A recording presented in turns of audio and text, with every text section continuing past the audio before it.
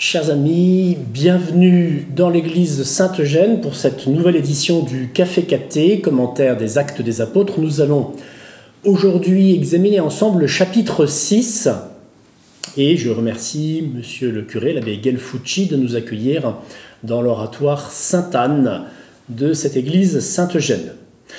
Le mois dernier, nous avions vu le chapitre 5 des Actes des Apôtres avec le péché d'Ananie et de Saphir qui était comme une réédition du péché originel. Le péché originel d'Adam et Ève avait marqué le début de l'humanité, de l'alliance entre Dieu et les hommes. Le péché d'Ananie et de Saphir marque le début de l'existence de l'Église. Et nous avions vu alors ce point saillant qui était la possibilité d'une punition temporelle. Pas simplement une punition globale à la fin de notre vie, au moment où nous nous présentons devant Dieu, mais une punition immédiate durant le temps, comme cela a été arrivé pour Adam et Ève suite au péché originel, punition alors différée au terme de leur vie, mais comme c'était arrivé aussi avec la faute d'Acan au moment de l'entrée du peuple hébreu en Terre Sainte. Ananie et Saphir avaient vendu leur propriété et avaient décidé d'en remettre le prix aux apôtres, comme d'autres avaient fait dans la communauté primitive des chrétiens, mais en dissimulant une partie de l'argent et en faisant comme si c'était l'intégralité du montant de la vente qu'ils donnaient. Saint Pierre avait essayé de leur donner la possibilité, pour Saphir en tout cas, de revenir sur ce mensonge, mais en s'endurcissant dans le mensonge, Ananie et Saphir avaient été punis immédiatement et étaient morts aux pieds des apôtres. Voilà la dernière scène que nous avions vue ensemble, et aujourd'hui, le chapitre 6 est l'occasion de voir ensemble l'institution du diaconat. En ces jours-là, comme le nombre des disciples augmentait, les frères de langue grecque récriminèrent contre ceux de langue hébraïque, parce que les veuves de leur groupe étaient désavantagées dans le service quotidien. Le début du chapitre, le début de la phrase de saint Luc, en ces jours-là, nous donne une indication qui semble très vague. On ne sait pas si c'est un jour, un mois, un an, après les événements passés. Ce n'est pas comme selon la formule que l'on peut retrouver en ce temps-là, où on pourrait cependant, en ce temps-là, penser à une distance plus grande entre le dernier événement qui est arrivé, donc le péché d'Ananie et de Saphir, et celui-ci. C'est une façon pour saint Luc de marquer le lien entre ce qui est arrivé avant et ce qui arrive maintenant. Le nombre des disciples augmente, et on y revient, c'est la troisième fois que saint Luc comptabilise, entre guillemets, ou constate l'augmentation du nombre des disciples. C'est un mouvement constant, qui est la croissance naturelle d'un organisme après sa naissance. Il croît. Et on est, en effet, quelque temps après la naissance de l'Église, c'est une croissance normale. Pour un organisme surnaturel comme l'Église, les règles ne sont pas aussi nécessaires, mais on constate cependant que c'est ce qui se passe. Le terme atquem, le terme final de la croissance de l'Église, c'est bien lorsque la totalité des nations, non pas sera rentrée dans l'Église, mais aura au moins été évangélisée, aura reçu la bonne nouvelle. Et nous n'y sommes bien sûr pas encore, ni en ces débuts du christianisme, ni aujourd'hui. Les frères de langue grecque récriminèrent, ou murmurèrent, si on veut traduire. Vous savez que le murmure, dans la vie morale, n'est pas nécessairement une plainte à voix basse. Elle est d'abord intérieure, avant de s'exprimer extérieurement. Et elle peut être très absorbante, cette plainte intérieure, rester dans notre tête, dans nos pensées, les polluer. Et elle est dangereuse spirituellement lorsque l'on rentre dans cette forme de récrimination, que ce soit contre notre prochain, contre Dieu. Il est bon d'arrêter immédiatement ce murmure, d'y mettre fin, de le couper, en considérant un autre objet, autre chose, en revenant à Dieu, en bénissant ceux contre qui nous murmurons. C'est un petit conseil spirituel que je vous offre. je crois, la façon la plus efficace de mettre fin au murmure, au moins contre quelqu'un. Le bénir, lui faire du bien plutôt que ressasser le mal intérieur que nous pensons subir. Et donc ces frères de langue grecque récriminèrent contre ceux de langue hébraïque. Nous avons donc là une division d'origine linguistique au sein de l'unique Église, deux groupes. En grec, nous avons les hébraïoi et puis les hellénistai. Donc les hébraïoi, ce sont les juifs qui sont nés en Palestine, dont la langue n'est pas l'hébreu, mais l'araméen, une langue sémitique qui a conquis tout le Proche-Orient depuis plusieurs siècles, avant l'arrivée du grec par les troupes d'Alexandre le Grand, et qui est devenue langue véhiculaire dans tout ce Proche-Orient à cause de l'activité commerciale de ce peuple, les Araméens, et de leur implantation large, et bien sûr aussi des victoires militaires et des conquêtes qu'ils avaient pu mener. Le grec, avec l'arrivée d'Alexandre et les armées grecques, et puis la mise en place sous les diadoques de différents royaumes hellénistiques, lui a conquis les grandes villes, la côte méditerranéenne, les élites, les commerçants, mais le bas peuple, qui continue de parler soit sa langue locale, soit l'araméen. C'est le cas ici pour les Juifs. Cette langue araméenne n'est pas la leur. Elle est très large, c'est la lingua franca de l'époque. Elle est postérieure à cette première langue sémitique qu'est l'akkadien, qui vient donc de Mésopotamie, en concurrence au même moment au sumérien, qui lui n'était pas une langue sémitique. L'akkadien devient ensuite le babylonien et l'assyrien, le divisant en deux branches, et ces deux langues sont transcrites en cunéiforme. Avec les conquêtes de l'empire assyrien, qui devient un empire global sur cette zone géographique, c'est ainsi que l'araméen est devenu la langue commune, véhiculaire de tout le croissant fertile supplantant les autres langues. L'akkadien dont nous parlions, mais aussi le phénicien. L'hébreu, lui, continuant à subsister, mais uniquement comme une langue liturgique. L'araméen, on peut le dater environ de l'an 850 avant Jésus-Christ, en Syrie ou Syrie mésopotamienne. La zone d'utilisation de l'araméen était vraiment large. Elle allait jusqu'à l'Égypte et jusqu'en Afghanistan. Il existe encore de nos jours des populations qui parlent une langue, des dialectes araméens, du néo-araméen, peut-on dire, avec plusieurs branches. Le néo-araméen occidental, actuellement en Syrie, où il est parlé dans le village ou la ville de Maaloula. Le néo-araméen central, Tourio, qui est parlé plutôt en Turquie, et le néo-araméen oriental, le sourette, qui est parlé en Irak, en Iran, par les populations chrétiennes. Donc c'est la langue maternelle et la langue domestique. Ils parlent arabe dans la vie de tous les jours, avec leurs concitoyens, et à la maison ou entre chrétiens, ils parlent le sourette. Voilà donc pour l'araméen et ces juifs qui sont devenus chrétiens et qui sont désignés par la langue qu'ils parlent, l'araméen. Les autres, cet autre groupe de hellénistai, ceux qui parlent le grec, sont aussi des juifs devenus chrétiens, qui sont maintenant habitants de Jérusalem, mais qui sont originaires de la diaspora et qui parlent peu ou pas l'araméen, mais plutôt donc le grec, et qui lisent d'ailleurs la Bible non pas en hébreu, mais dans sa traduction grecque des Septante.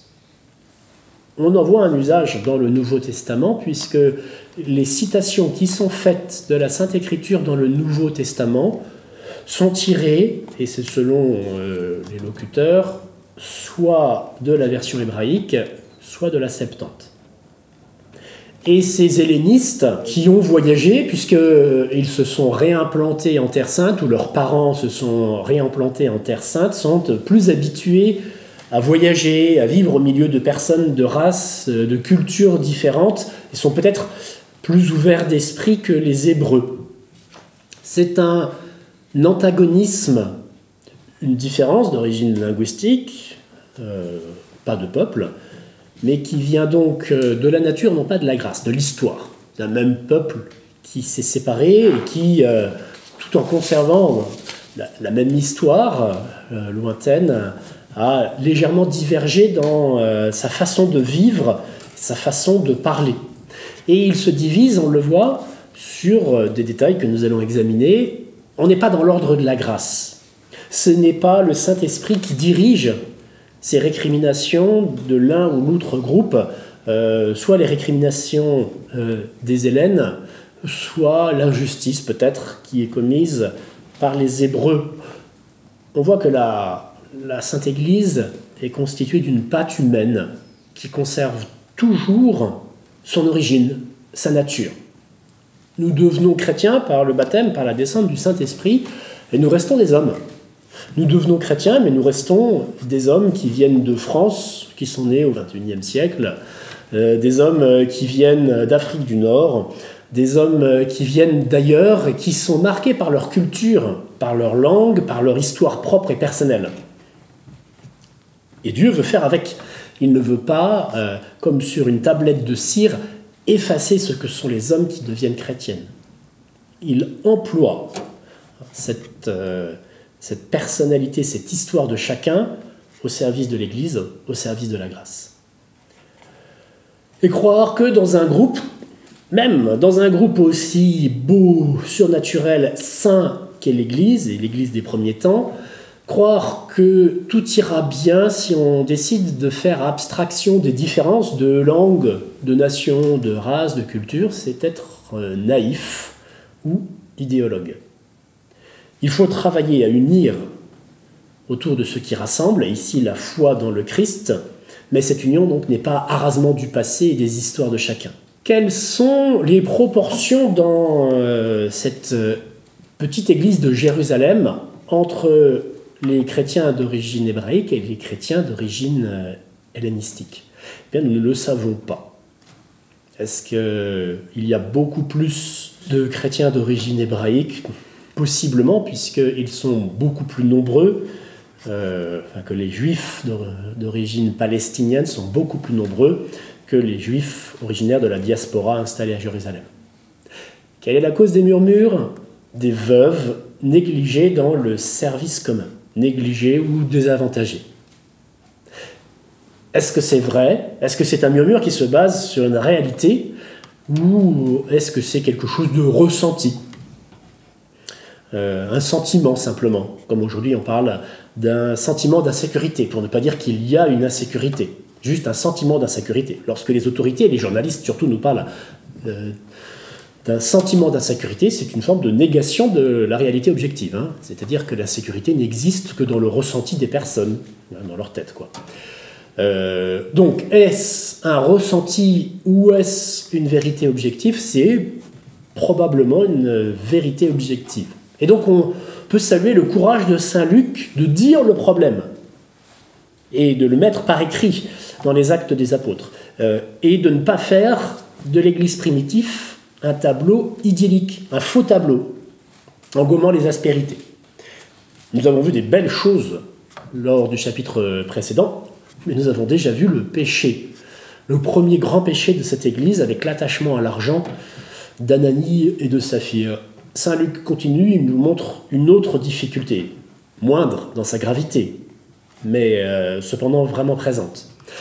Et cette difficulté, donc, des veuves désavantagées par rapport à d'autres, était-ce délibérée, voulue, pour une raison tirant sa source dans l'origine des personnes? A-t-on moins donné à celles qui étaient d'origine grecque parce qu'elles étaient d'origine grecque? Ou est-ce juste une négligence? Ou une négligence due à une incompréhension à cause de la langue? Ceux qui effectuaient ce service parlant araméen, celle qui bénéficiait de ces services parlant grec, peut-être qu'il y a une incompréhension. Cela, nous ne pouvons pas le dire d'une façon absolue. Mais qui sont ces veuves?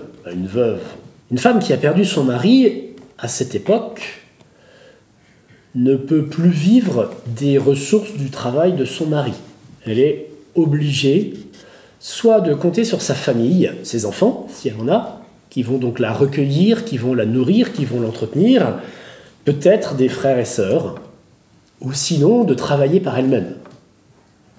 Mais le travail qu'une femme pourra faire dans une société très rurale ne sera jamais aussi rentable que le travail d'un homme, puisqu'il y a souvent dans un grand nombre de métiers, que ce soit des métiers artisanaux dans les bourgs ou des métiers de paysans à la campagne, besoin d'une force musculaire importante. Et donc, un vrai risque pour ces femmes, même si elles travaillent, d'avoir du mal à vivre du fruit de leur travail.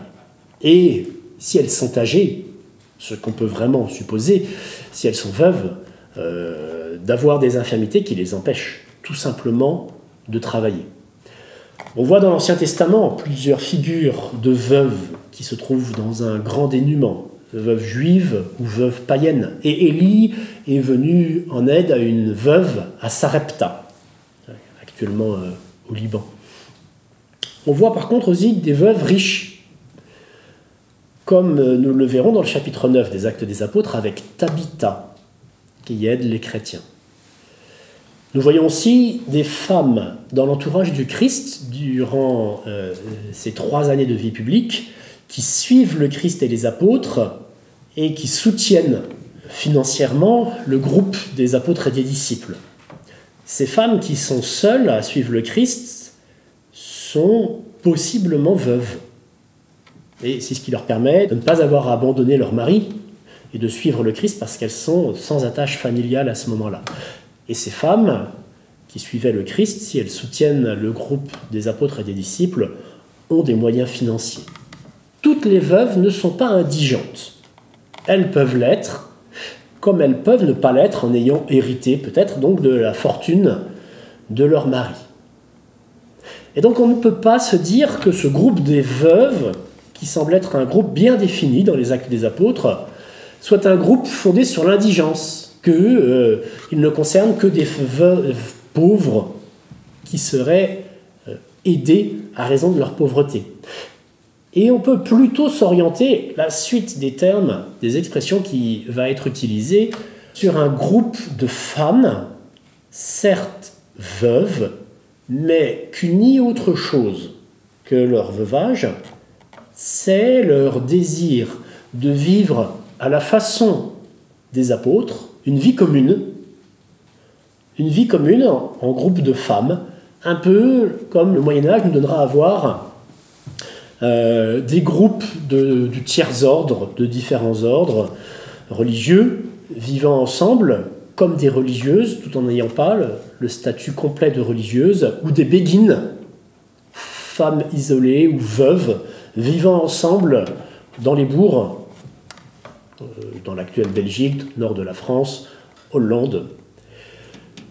Et ces groupes de veuves, si l'on garde cette hypothèse, qui vivent en commun, n'ont pas besoin que d'une aide matérielle, qu'on leur donne à manger, et peut-être qu'elles n'en ont pas besoin du tout, mais que le service dont il est ici question soit un service d'un autre ordre. Ces femmes qui vivent en commun, à l'imitation des apôtres, partageant tout, vivant peut-être dans les mêmes maisons, ont besoin d'autre chose, de la prédication, de la lecture des passages de la Bible qui nourriront leurs prières, de bénédictions, etc., de biens spirituels qui doivent leur être apportés. Ce groupe de veuves était peut-être à l'origine constitué uniquement de veuves hébraïques qu'on rejoint ensuite des veuves hellénistiques grecques, rejoignant donc ce groupe formé peut-être dès avant la mort et la résurrection de notre Seigneur avec les femmes qui le suivaient. Les 12 convoquèrent alors l'ensemble des disciples et leur dirent « Il n'est pas bon que nous délaissions la parole de Dieu pour servir aux tables. » Les 12, l'expression nous est familière, nous savons que cela désigne les apôtres. Mais c'est l'unique passage des Actes des Apôtres où saint Luc les appelle ainsi.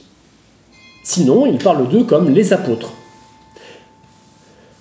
Et donc ces 12, avec Matthias ayant remplacé Judas, convoquent l'assemblée des disciples. Alors, la traduction que je vous ai lue il y a un instant dit l'ensemble des disciples. Ce n'est pas l'ecclésia en grec, mais plétos, tous dans le sens de communauté.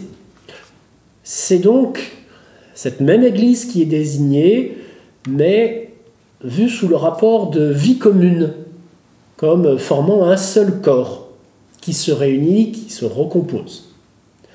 Et les 12 ont autorité pour convoquer l'Église. Et ils ont été fondés par notre Seigneur Jésus-Christ pour être les piliers de cette Église. Ils rassemblent les disciples et ils sont obéis. Ils viennent. Ils ne veulent pas, les apôtres, délaisser la parole de Dieu, car c'est l'évangélisation, et l'évangélisation en premier des non-chrétiens, de leurs frères juifs qui n'ont pas encore reçu l'évangélisation, qui n'ont pas encore reçu la foi, qui n'ont pas encore rejoint l'Église, leur semble primordiale, plus importante qu'une autre forme de service, fût-elle spirituelle. Le service de la table, ici, dans une lecture rapide, pourrait nous faire croire qu'il s'agit précisément uniquement d'un service de la table où l'on mange, d'un service très temporel. Mais la table n'est pas le lieu où l'on s'assoit uniquement pour manger. Et les premières messes célébrées par les apôtres, ailleurs que dans le temple où ils vont prier, les apôtres vont prier dans le temple de Jérusalem, mais prient aussi dans les maisons des chrétiens et célèbrent la scène, la Sainte Messe, dans les maisons des chrétiens, pas dans le temple de Jérusalem. Où célèbrent-ils? Comment célèbrent-ils? Ils n'ont sans doute pas encore d'autel à proprement parler qui soit réservé uniquement à cet usage. Cela viendra. Archéologiquement, on ne peut pas s'avancer sur la première date à laquelle sont arrivés les autels, et des autels de pierre, sur le modèle des autels de sacrifice dans le temple. On peut donc penser que c'est sur des tables où les apôtres vont réunir les communautés et les chrétiens pour prier et peut-être pour célébrer.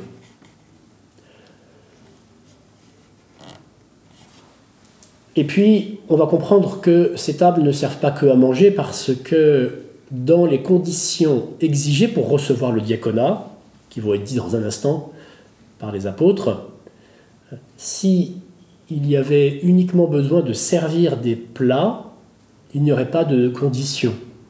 On ne demanderait pas des personnes ayant beaucoup de sagesse, l'Esprit Saint, etc., comme cela va être dit dans un instant. Et on penserait plutôt, pour servir des femmes, à des femmes. On demanderait donc des femmes. Dans le monde oriental, les repas qui sont pris par les femmes sont souvent pris à part des hommes. Et donc, il serait logique que ceux qui servent au repas des femmes soient des femmes. C'est encore le cas, même dans le monde chrétien, et j'ai vu faire cela en Irak, où les hommes et les femmes, lorsqu'ils pouvaient manger ensemble à une même table, souvent ne se mélangeaient pas. Et il y avait le groupe des femmes d'un côté, le groupe des hommes de l'autre. Que nous disent les apôtres sur ceux qui vont devoir les remplacer, ou plutôt agir de telle sorte qu'il n'ait pas à le faire, pour servir les veuves? Cherchez plutôt, frères, 7 d'entre vous, des hommes, qui soient estimés de tous, remplis de l'Esprit Saint et de sagesse, et nous les établirons dans cette charge. Cette phrase est très intéressante. On voit que les apôtres, et c'est sans doute Saint Pierre qui parle, commencent à dire « cherchez, frères ». C'est-à-dire que le recrutement des personnes dont il est ici question va se faire sur proposition des chrétiens avec décision des apôtres. C'est un mode de désignation de ceux qui vont recevoir le sacrement de l'ordre qui se retrouvera dans l'Antiquité chrétienne, dans certains lieux, à certaines époques. C'est une présentation, cependant, pas une élection. 7 d'entre vous. Pourquoi ce chiffre 7 ? 7, c'est le chiffre de Dieu. Mais là, en l'occurrence, il s'agit d'hommes. Ça se comprend peut-être un peu mieux lorsqu'on entend les apôtres dire que ces hommes doivent être remplis de l'Esprit Saint, qui est le donateur des 7 dons, pour reprendre la liste qu'Isaïe donnait déjà. D'ordinaire, le chiffre symbolique des hommes appartenant à Dieu est 12, comme les 12 fils de Jacob qui vont former les 12 tribus d'Israël, qui sont les hommes appartenant à Dieu, le peuple de Dieu, comme les 12 apôtres. On pourrait dire facilement, là, ce nombre est déjà pris par les apôtres. Et si on veut introduire une distinction entre ceux qui vont être les diacres et ceux qui vont être les apôtres, ce chiffre symbolique il ne va pas rester longtemps. Nous allons voir pourquoi au chapitre prochain. Le nombre des diacres va rapidement baisser. Mais donc ce nombre, à l'origine, marque bien une différence entre les apôtres qui ont reçu du Christ, le jour de la scène, la plénitude du sacrement de l'ordre, l'épiscopat, et les diacres, qui reçoivent une partie du sacrement de l'ordre, mais pas tout, pas le sacerdoce, et pas l'épiscopat. Ce chiffre 7 montre qu'ils sont 2 dieux remplis du Saint-Esprit, mais qu'ils sont moindres que les apôtres. De même que le diaconat est moindre que l'épiscopat, qui n'a pas la totalité, la plénitude du sacrement de l'ordre. Alors, 4 conditions pour que les chrétiens puissent présenter 7 d'entre eux. Il faut d'abord que les candidats soient des hommes. Et ce sera une constante pour tous les degrés de l'ordre diaconat, y compris sacerdoce, épiscopat. Et les premiers à avoir été introduits dans ce sacrement qu'est le sacrement de l'ordre sont des hommes qui ont reçu donc participation de l'unique sacerdoce du Christ. L'unique grand prêtre, c'est Jésus-Christ. Jésus-Christ transmet ce sacerdoce, une participation à ce sacerdoce, aux apôtres. Il transmet selon ce qu'il est. Et on peut dire que d'une façon un peu radicale, si on essaye de voir pourquoi ceux qui reçoivent cette participation au sacrement de l'ordre sont des hommes, ce n'est pas par une forme de misogynie de l'Église. Là, bien sûr, ce sont les apôtres qui parlent, mais ce qu'ils ont reçu et qu'ils vont transmettre, ce n'est pas eux qui se le sont donnés à eux-mêmes. C'est notre Seigneur Jésus-Christ qui le leur a donné, et qui leur a donné quelque chose qu'il avait lui-même reçu. Il faut donc revenir à la question antérieure, pourquoi notre Seigneur Jésus-Christ, unique grand prêtre, est-il un homme ? Et la question, cette fois-ci, ce n'est bien sûr pas à l'Église qu'il faut la poser, mais à Dieu. Pourquoi Dieu a voulu que la deuxième personne de la Sainte Trinité, assumant une nature humaine, qui est nécessairement sexuée, assure une nature humaine masculine? Eh bien, tous ceux qui sont intrigués, voire révoltés, par cette question, iront poser la question à notre Seigneur. Homme, donc, et vous le savez qu'il faudra attendre la fin du XXe siècle pour voir des femmes recevoir la pâle copie vidée de son sacerdoce, qu'est l'ordre chez les anglicans et chez les protestants, puisque les pasteurs, et c'est bien là l'intention forte de Luther, ne sont pas des prêtres. Pour Luther, il n'y a pas de prêtre, il n'y a pas de sacerdoce. Dans l'anglicanisme, qui est un mélange entre du protestantisme et du catholicisme, il y a une prétention à avoir conservé le sacrement de l'ordre. Mais il faudra donc attendre quasiment 20 siècles. Vous savez que dans le document Dominus Jesus de la CDF, le cardinal Ratzinger, à l'époque, avait rappelé que l'on pouvait appeler Église les groupes de chrétiens séparés de la grande Église, de l'Église catholique, qui avait conservé la succession apostolique. Donc le sacrement de l'ordre transmis depuis les apôtres d'évêque en évêque. Et ce n'est pas le cas chez nos frères protestants. Et donc on ne peut pas parler proprement, théologiquement, d'église pour les groupes de protestants. Alors, ces 4 conditions sont d'être homme estimé de tous, de bonne réputation, reconnus comme vertueux et qui pourront vouloir être imités. Ça nous semble tout à fait naturel. Remplis de l'Esprit Saint. Depuis la Pentecôte, les apôtres et les premiers chrétiens qui étaient réunis avec eux ont reçu l'Esprit Saint et on voit cette permanence de la présence de l'Esprit Saint que saint Luc insiste à montrer, à décrire dans la première communauté des chrétiens. Et cet Esprit Saint, si les chrétiens n'étaient pas présents au jour de la Pentecôte, ils l'ont reçu par la suite dans leur baptême. Ils doivent en plus avoir la sagesse, comme une vertu naturelle, bien sûr, sans doute, mais surtout comme un don du Saint-Esprit. Et nous les établirons dans cette charge, continuent les apôtres. En ce qui nous concerne, nous resterons assidus à la prière et au service de la parole. Voilà, ce sont bien les apôtres qui vont établir dans cette charge nouvelle qu'est le diaconat. Ce qui leur permet à quoi ? Qui leur permet de continuer de prier assidûment pour pouvoir ensuite passer au service de la parole, c'est-à-dire contempler et livrer le fruit de la contemplation. Et pour les apôtres, dans une hiérarchie qui s'établira peut-être complètement par la suite, mais dont on voit ici le sommet déjà présenté, ce double acte, très uni intérieurement, de contemplation et de livraison du fruit de la contemplation, est tout en haut de l'échelle des choses importantes qu'ils doivent faire. Ces propos plurent à tout le monde et l'ont choisi. Étienne, homme rempli de foi et d'Esprit Saint, Philippe, Procore, Nicanor, Timon, Parménas et Nicolas, un converti au judaïsme originaire d'Antioche.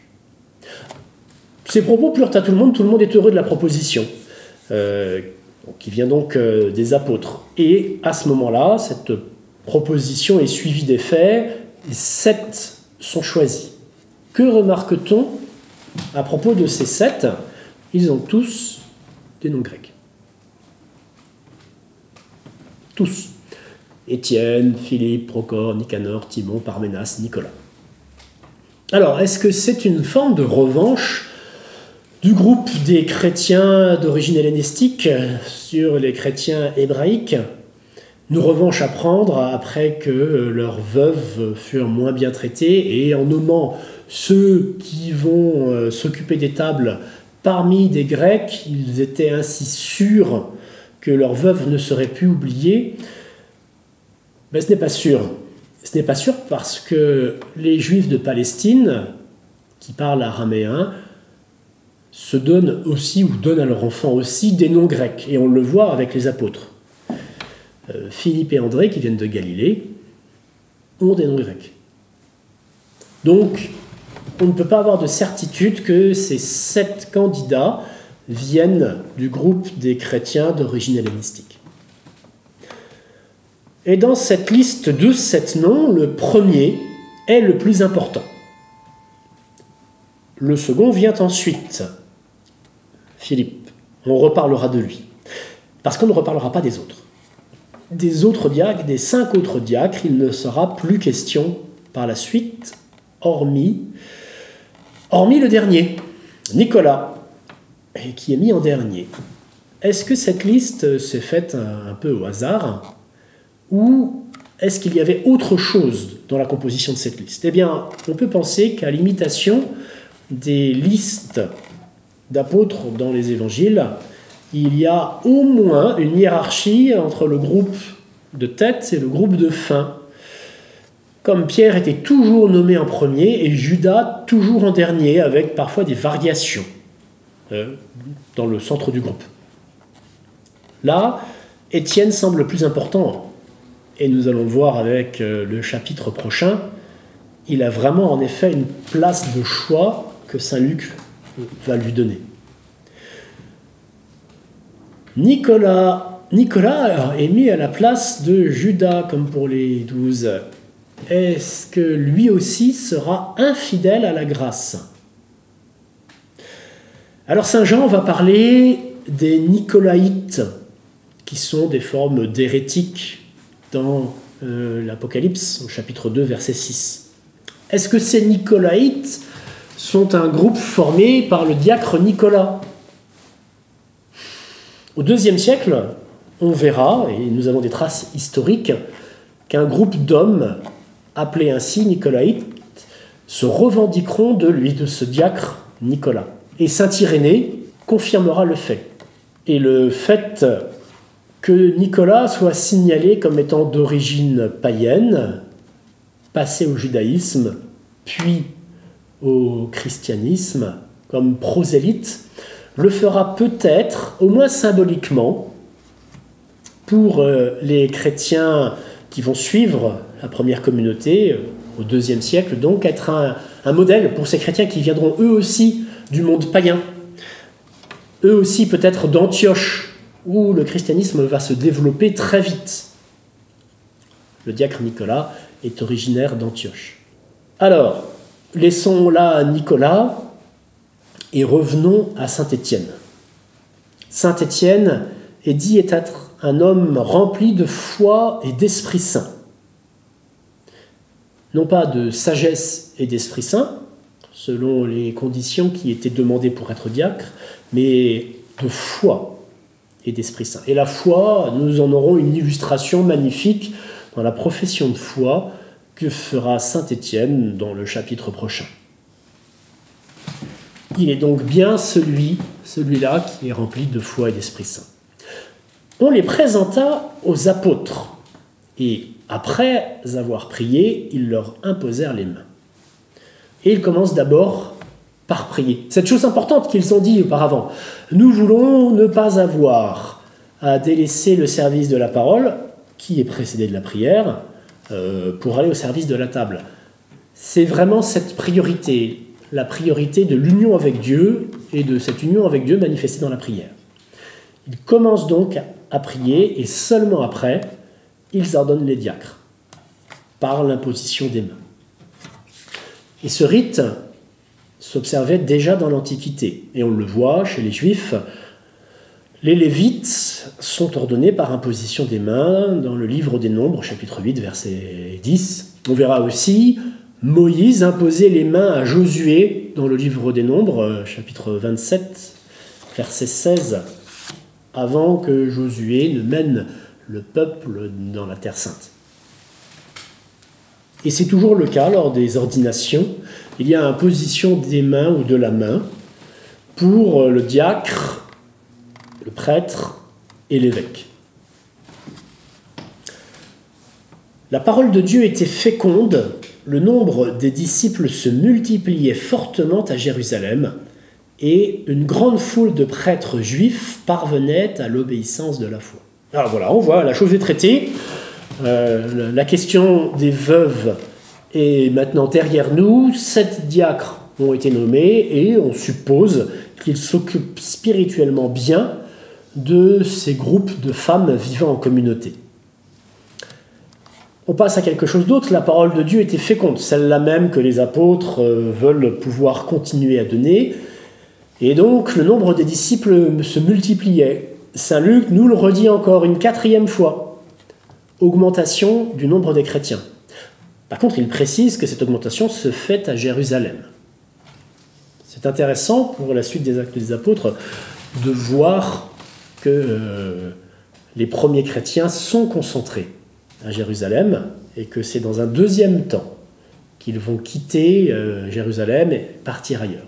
La deuxième partie de la phrase nous dit qu'une grande foule de prêtres juifs parvenait à l'obéissance de la foi. Une grande foule, ça fait combien une grande foule? Eh bien, chez Saint Luc, ça fait parfois plusieurs milliers. Nous l'avons vu avec le premier groupe de chrétiens, suite à la Pentecôte, où 3000 personnes se firent baptiser. Et puis, un deuxième groupe passant de 3000 à 5000. Ce peut être donc des centaines, voire des milliers. Y a-t-il des milliers de prêtres juifs à Jérusalem? Peut-être. Flavius Joseph les estimait, ces prêtres juifs, à 24 000. Est-ce que c'était une exagération? Peut-être. Oui, peut-être. Mais en tout cas, étaient-ils des milliers et au-delà de 10 000? Oui, sans doute.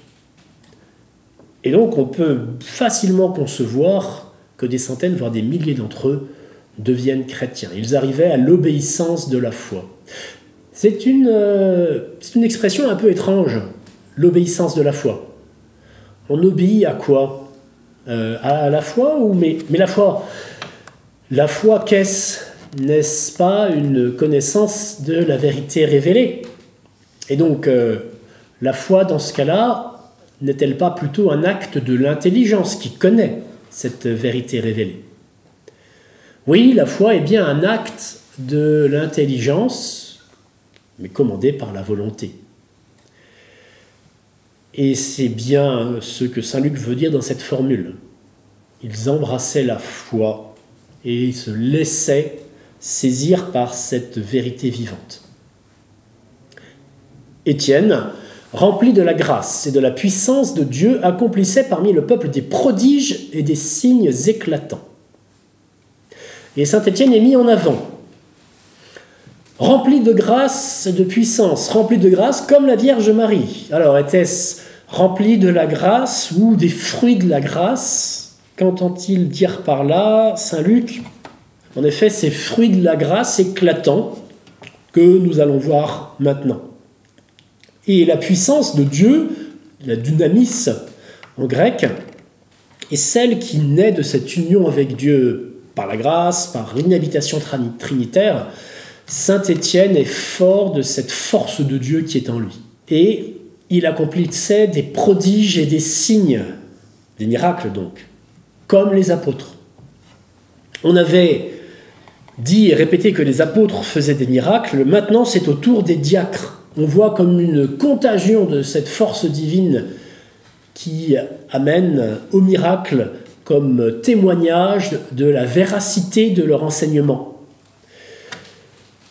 Et cela ne vient pas nécessairement de son caractère diaconal. Ce n'est pas parce que les apôtres sont évêques et Étienne diacre qu'ils font des miracles, comme si le miracle était lié au sacrement qu'ils ont reçu.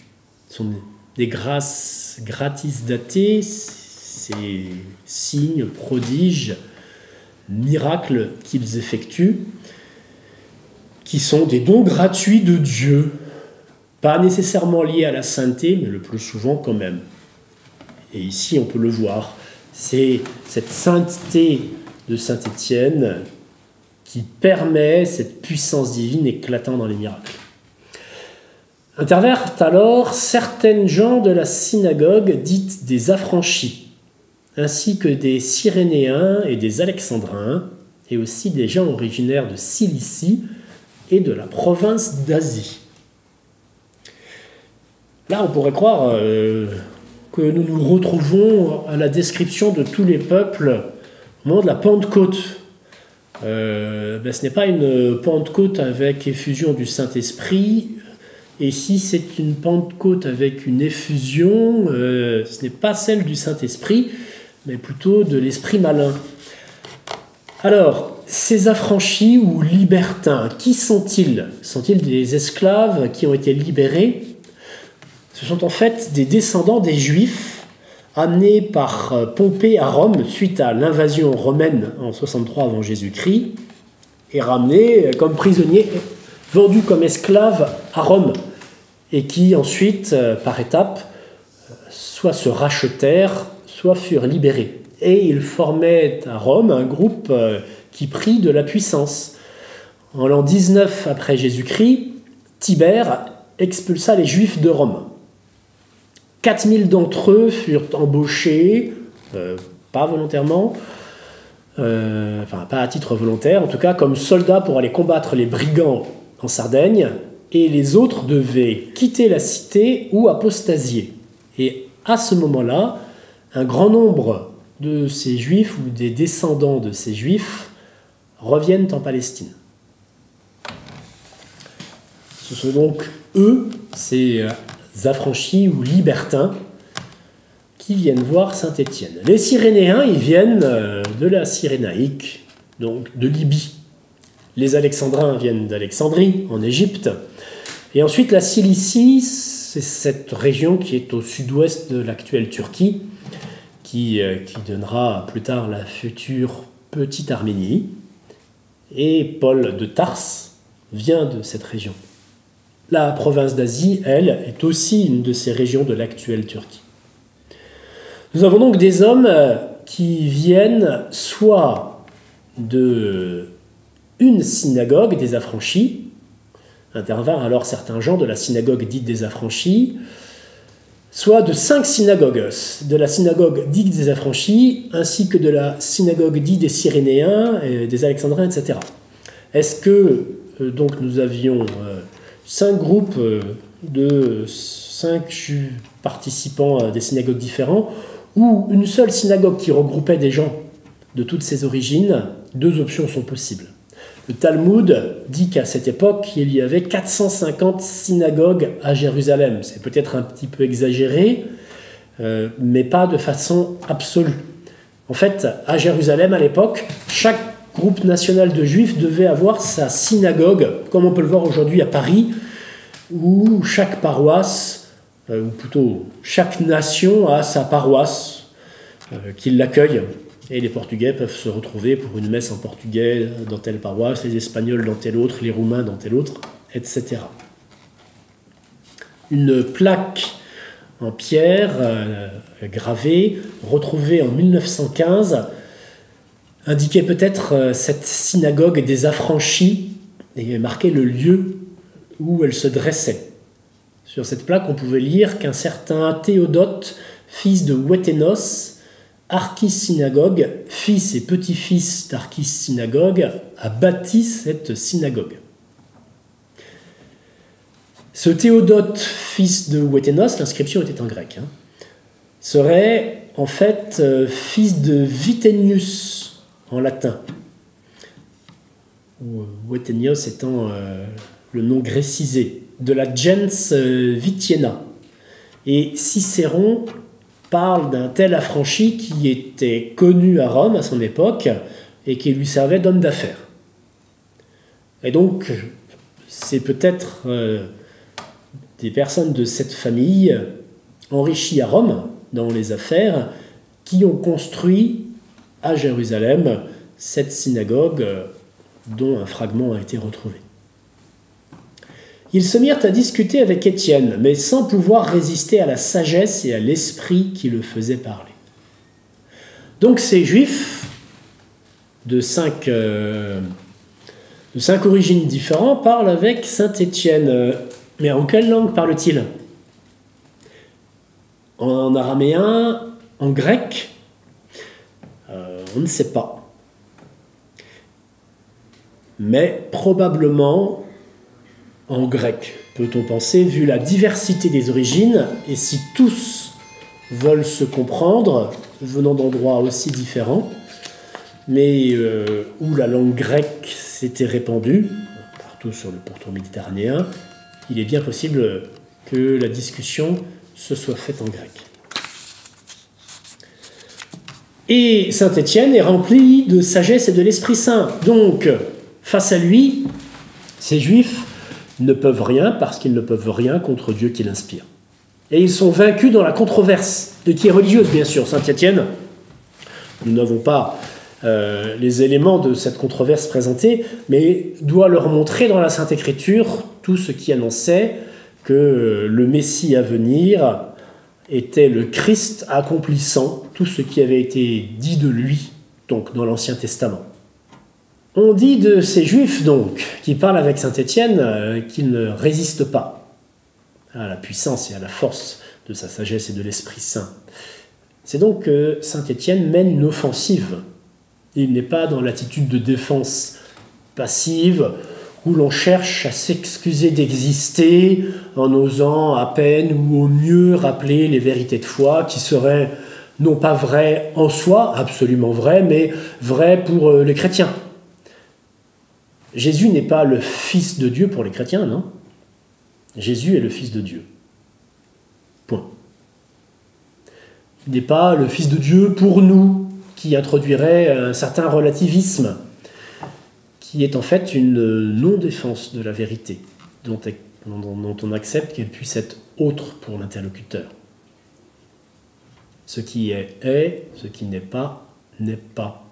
Ce qui est vrai, hier, aujourd'hui et demain, selon la formule liturgique de la Vigile pascale, formule paulinienne que l'on trouve dans l'Épître aux Hébreux, chapitre 13, verset 7. Jesus Christus eri et hodie ipse et in secula. Le Christ est le même hier et aujourd'hui, et il le sera à jamais. Et cette façon de parler, comme l'auteur de l'Épître aux Hébreux, comme saint Étienne, doit être la nôtre, même à l'occasion de discussions entre personnes de différentes religions, même à l'occasion de discussions interreligieuses officielles. Nous ne pourrons apporter quelque chose à ceux qui ne connaissent pas le Christ que en leur apportant la vérité complète, c'est-à-dire la vérité présentée comme une vérité, et non pas par la force même de notre conviction, de notre facilité à l'oral à présenter les choses. Et saint Paul n'a jamais voulu faire ainsi, on le voit bien, il s'en vante. Ce n'est pas par la force de ma persuasion, mais c'est par la force de Dieu qu'il a vaincu ceux qui étaient en face de lui et qui les a amenés à adorer Dieu, le Christ. Laissons la plénitude de la force à Dieu en présentant la vérité qui vient de lui, et cette vérité elle-même, avec la grâce divine, pourra pénétrer dans les cœurs. Saint Étienne donc passe à l'offensive, et les Juifs ne peuvent pas résister à la vérité exposée. Par contre, ils ne peuvent pas résister, évidemment. Il n'y a rien à résister, mais par contre, ils résistent au Saint-Esprit qui dit la vérité, parce qu'ils ne l'acceptent pas dans leur cœur. Et c'est souvent le cas.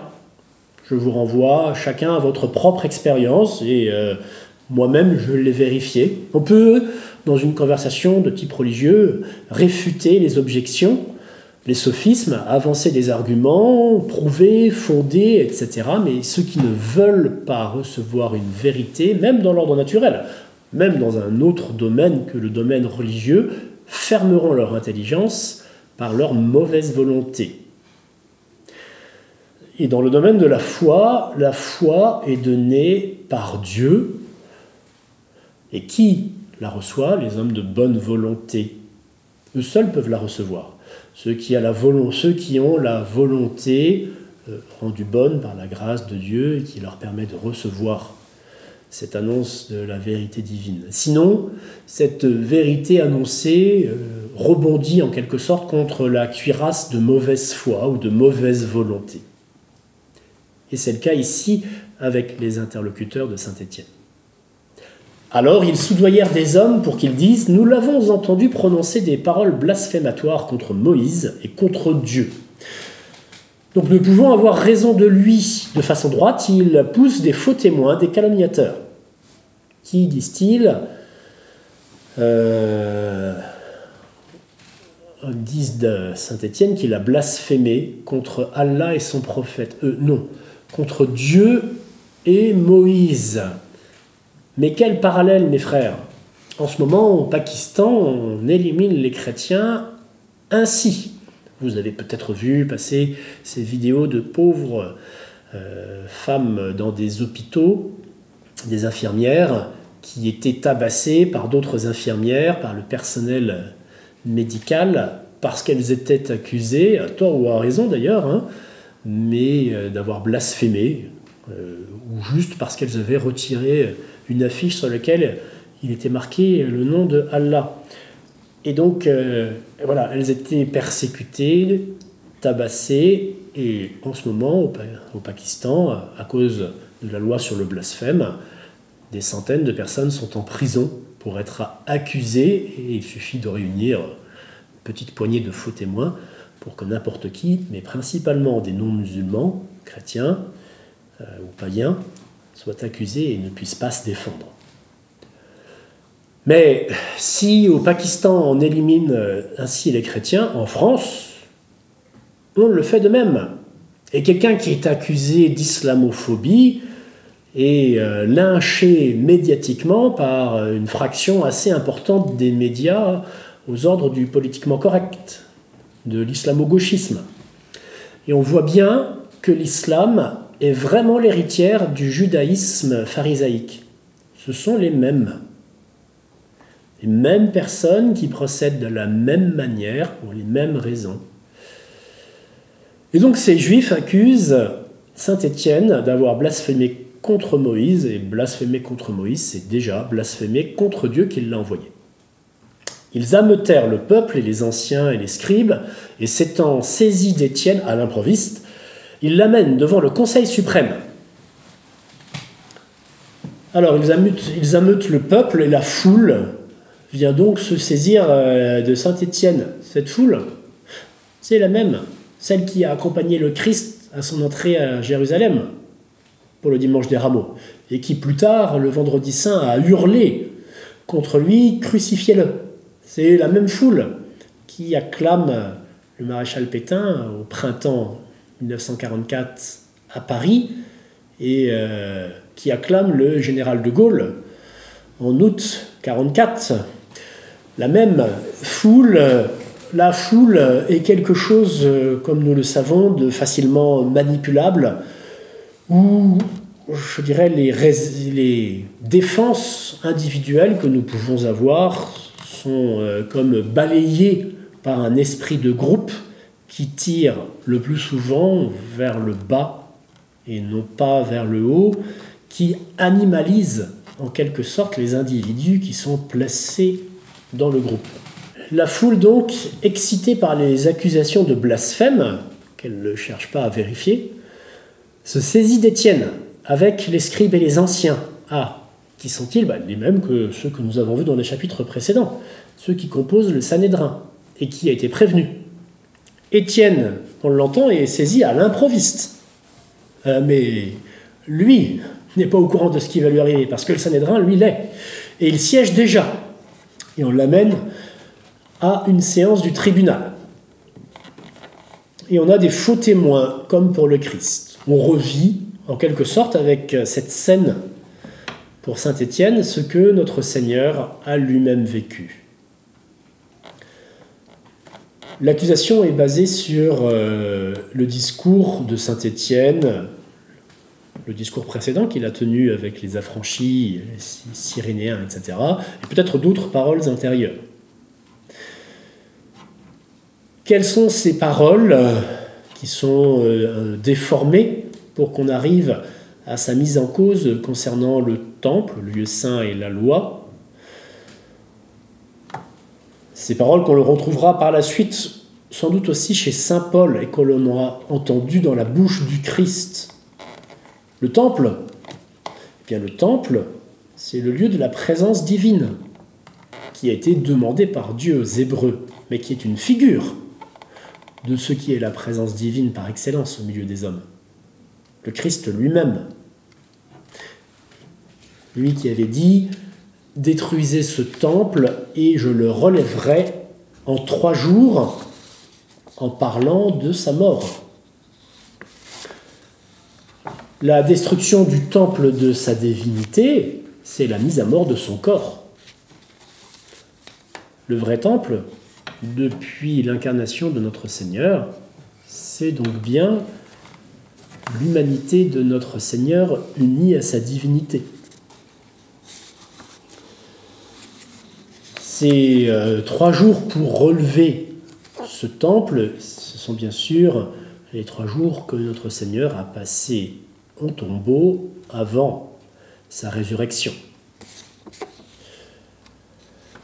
Et donc nous avons la même accusation que pour le Christ. Et puis, il y avait sans doute chez saint Étienne une insistance sur le temple spirituel comme lieu de culte. Mais déjà, les Juifs étaient au courant. Malachie l'avait annoncé qu'on rendrait un culte saint à Dieu en toutes sortes de lieux et partout dans l'univers. Et le Christ aussi. Le Christ avait annoncé, prédit, prophétisé la destruction du temple comme punition pour ne l'avoir pas accueilli, lui. Ces Juifs, que disent-ils ? Nous l'avons entendu affirmer que ce Jésus le Nazaréen détruirait le lieu saint et changerait les coutumes que Moïse nous a transmises. Jésus n'a pas annoncé qu'il détruirait le lieu saint. Au contraire, il a dit « détruisez ce lieu saint ». Vous, et les Juifs vont l'écouter, ils vont détruire le corps de Jésus. Ils vont le condamner à mourir. Mais lui-même ne dit pas qu'il va détruire ni le temple, ni son corps. Et donc, on voit que cette accusation est fausse. Et changer les coutumes que Moïse nous a transmises. Eh bien, les pharisiens, au cours du temps, avaient ajouté beaucoup de pratiques de type rabbinique, d'interprétations réputées divines dans leur inspiration à la seule loi. Et donc, toucher à ces interprétations, c'est déjà toucher aussi à la loi. Notre Seigneur n'a aucune intention de toucher à la loi. Il est venu pour accomplir la loi, non pas pour l'abolir. Mais la loi qui vient de Dieu. Et pas ce qui vient de l'homme. Et puis dans cette loi, tous les sacrifices, en particulier d'animaux, ou les sacrifices pacifiques, de galettes de pain, de farine, étaient des figures du vrai sacrifice à venir, le sacrifice de notre Seigneur sur la croix. Et donc, lorsque l'on a la réalité, on abandonne la figure, qui était juste là à titre de préparation, d'image du bien à venir.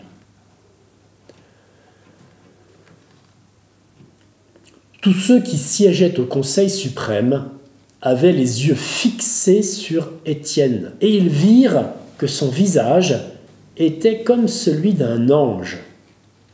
Après ces accusations, ces faux témoignages qui sont lancés à la face de saint Étienne devant le Sanhédrin, où plusieurs témoins ont été réunis, ils formulent l'accusation.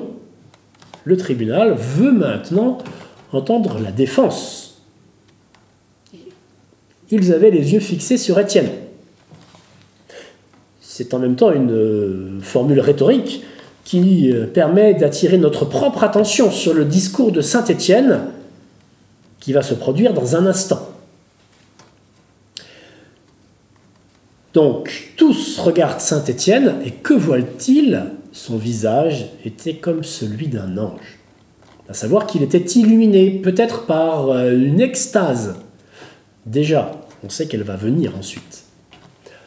Ou par la joie de pouvoir parler du Christ à ses ennemis et de faire ce qu'il voulait, ce qui avait été déposé dans son cœur de diacre, proclamer cette parole divine pour qu'elle saisisse comme un feu intérieur ceux qui l'entendaient.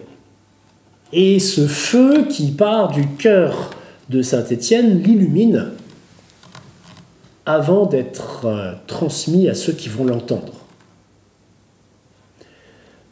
Saint Étienne, et saint Luc ne prend pas la peine ici de le répéter une dernière fois, est évidemment rempli du Saint-Esprit et du feu du Saint-Esprit qui se reflète sur ce visage prenant l'aspect d'un ange. Quelle va être donc la réponse de saint Étienne à ces accusations, face à cette foule qui l'a sans doute maltraité en l'arrêtant, qui l'amène devant le Sanhédrin, qui était déjà tout prêt, c'était un guet-apens. Qu'est-ce que saint Étienne va pouvoir dire pour sa défense? Eh bien, chers amis, je vous renvoie au mois prochain pour la prochaine vidéo Café Cathé sur le chapitre 7 avec la lapidation de saint Étienne. Je vous remercie.